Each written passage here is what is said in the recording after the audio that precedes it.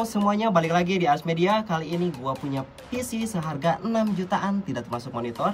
PC-nya aja 6 jutaan, sudah support PCI 4.0 dan juga sudah mendukung fitur ray tracing. Gua 70% itu beli baru untuk partnya dan 30% lagi gua beli secara bekas ya.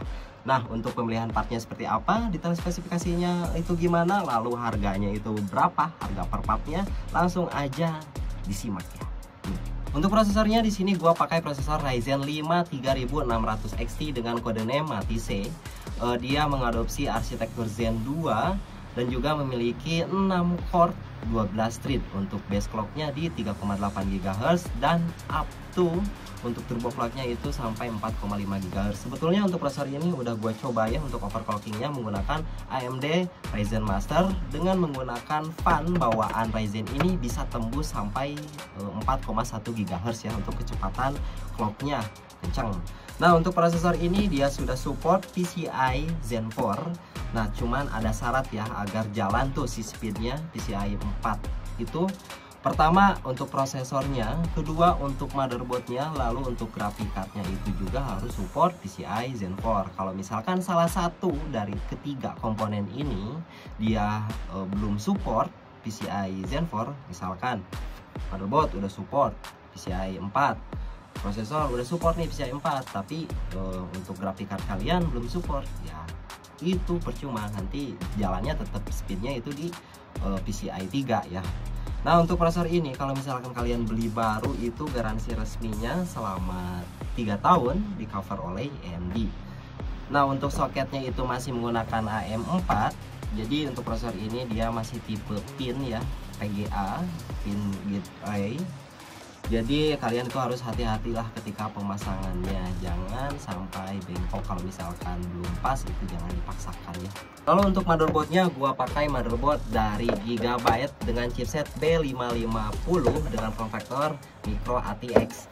Untuk motherboard ini dia memiliki garansi 3 tahun yang di cover oleh Sinek Metro Data.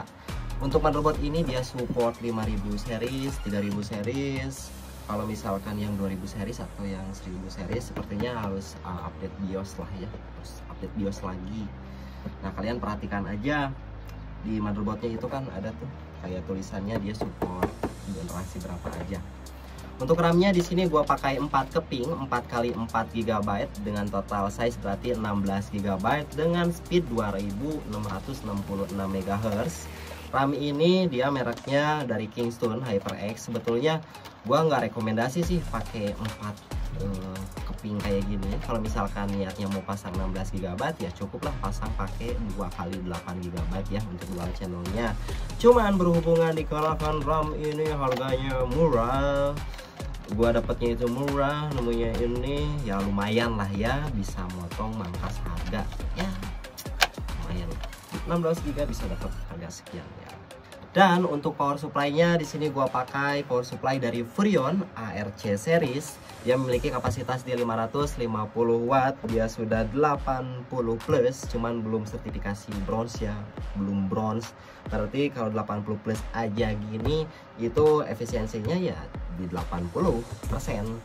Nah, untuk power supply ini dia sudah RGB, tipe kabelnya flat.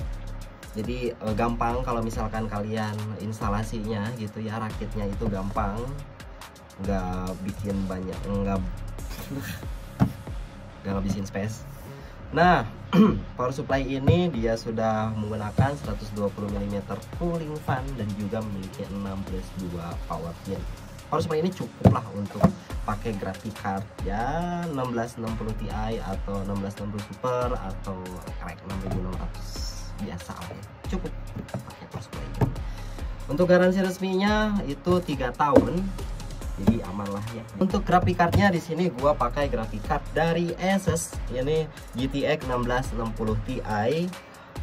Untuk graphic card ini dia sudah mendukung fitur ray tracing ya, jadi enggak RTX aja yang sudah support ray tracing, 1660 Ti juga dia sudah support untuk ray tracing. Untuk kapasitasnya ini yang 6 GB dengan tipe memori GDDR6. Untuk powernya itu di 120 wattan ya, hemat lah, nggak ngabisin listrik. Karena untuk power pinnya aja itu ya 8 pin aja, cukup pakai power supply yang barusan juga. Seperti itu. Untuk detail harganya di sini gua beli prosesor ya secara bekas Ryzen 5 3600 XT itu dapat kisaran di harga 1,2, itu gua belinya online. Lalu di sini gua beli baru untuk motherboardnya Gigabyte B550 DS3H, itu harga barunya di 1,4 jutaan. Untuk RAM-nya DDR4 16 GB itu yang 4 keping dengan harga total di 600 ribuan. Lalu untuk graphic card-nya di sini gua pakai graphic card Asus TUF GTX 1660 Ti, itu harganya harga bekas ya di 2 jutaan sekarang ini.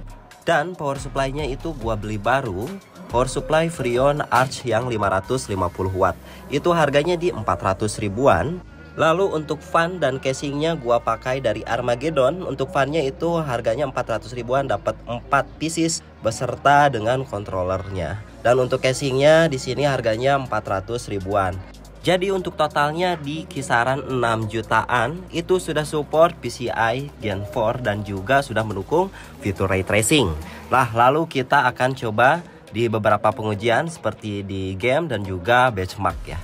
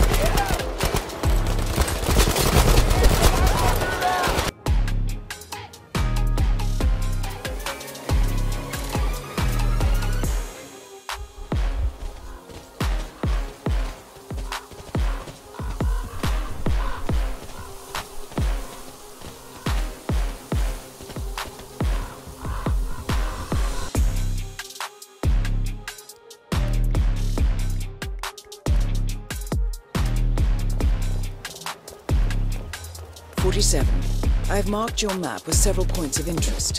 We're running this mission with very little upfront intel, but these locations could provide clues to help you obtain the information.